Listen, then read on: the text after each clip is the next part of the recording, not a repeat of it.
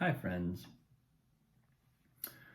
So, yesterday I was listening to Sadhguru's book, and he made a comment that I feel like I've probably heard this 1,000 times, and something clicked differently about the way that I heard it. Basically, he said, everything in existence is cyclical. And if you look at an atom, or you look at a solar system, or you look at a day of life on Earth, or a year, everything in existence has a cycle.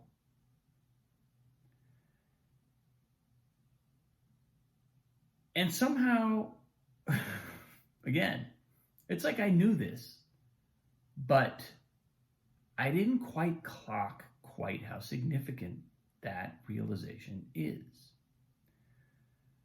Because a cycle means compulsion. Something that happens in cycles is inherently compulsive. That's almost the definition of compulsive. So everything in existence is compulsive. Consciousness is non-compulsive. It's not part of existence.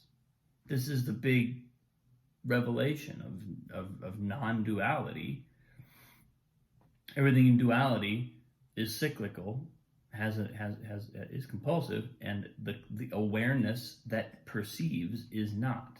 So that's why all the traditions point us in the direction of developing our consciousness, greater and greater capacity for consciousness. But what does that even mean? Because consciousness is in some ways it's the only non-cyclical thing. It's the in the world but not of it aspect of existence, non-existence. And somehow tracking that, when that penny dropped yesterday, it both threw a kind of interesting spin on the ball as far as what meditation practice is all about. I'm coming out of these couple of days still. I'm still kind of absorbing and integrating what we did over the last on Thursday and Friday of last week. And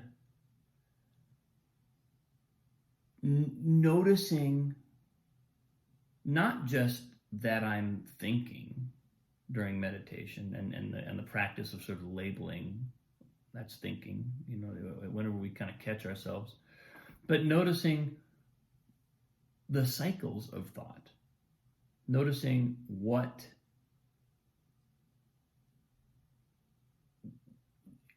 once we kind of know everything is compulsive, it gets a little easier to forgive it all, to sort of not see a problem in certain aspects of experience that I may not like. I'm still kind of in the thick of things, I would say.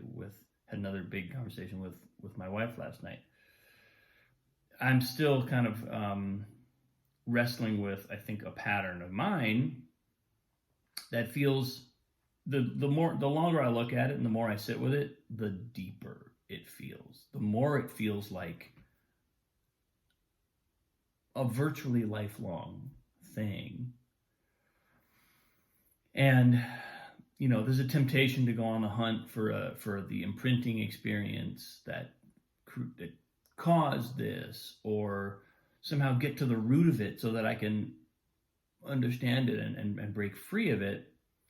But on the other hand, there's a and this is where if the teachers that I listen to who seem to sort of have the most powerful perspectives on this, they often say, you can do that, but that's not where the solution is going to lie. You can get to the you can go the psychological route, and there may be some important things that happen there. There may be some relief from certain patterns that working with our psychology will allow. But at the end of the day, a human existence is a giant bag of karma. That's what we're working with. And if we can perceive all of that karma as varying levels, varying manifestations of compulsive cycles, we're not so inclined to judge it.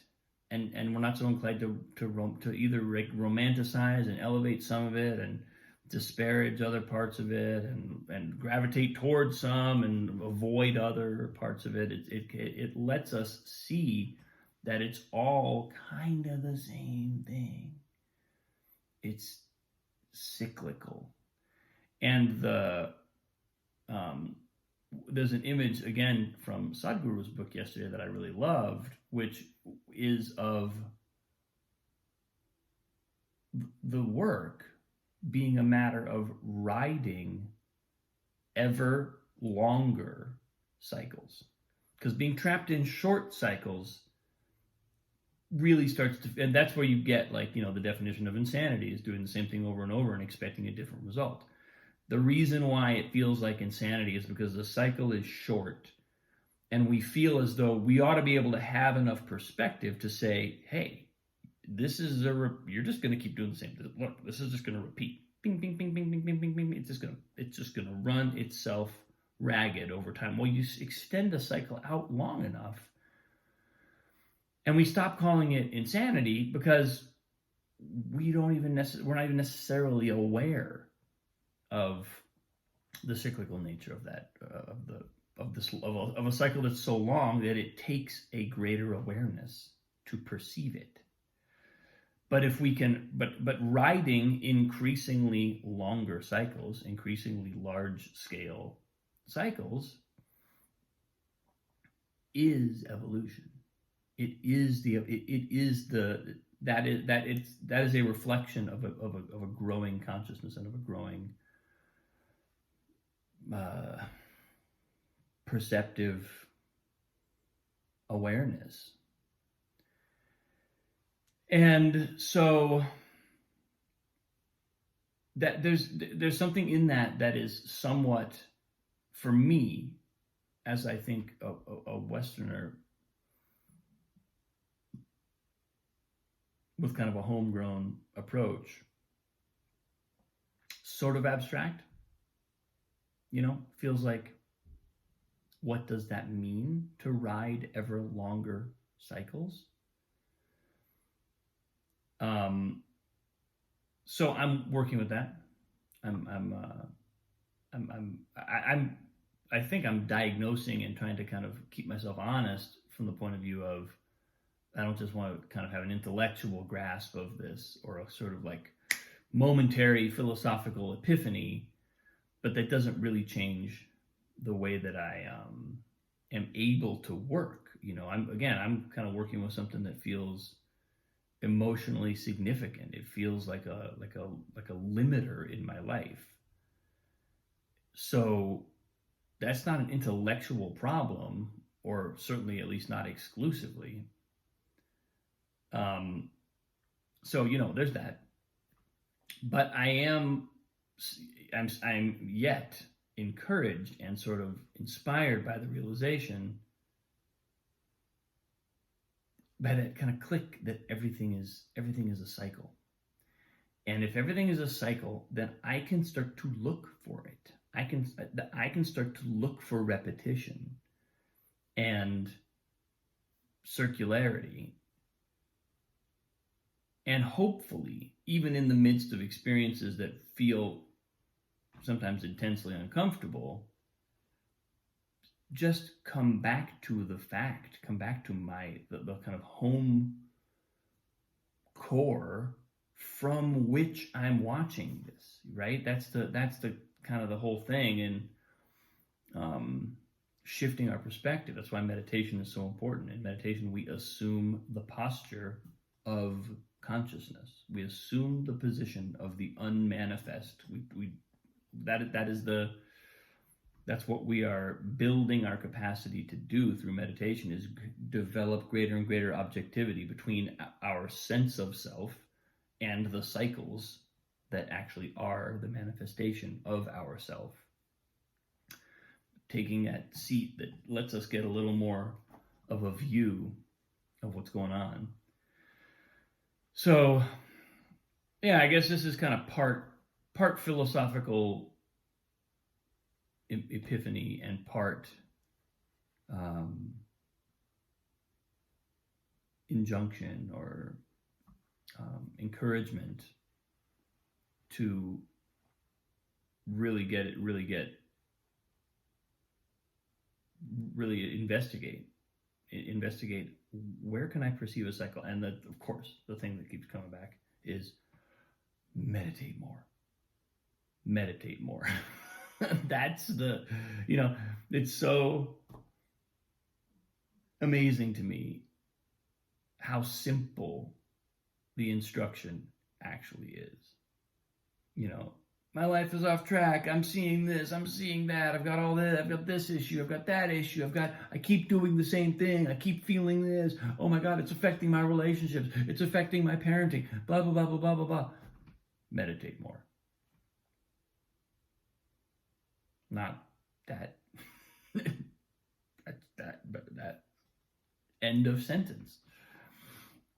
And I so much know that to be true.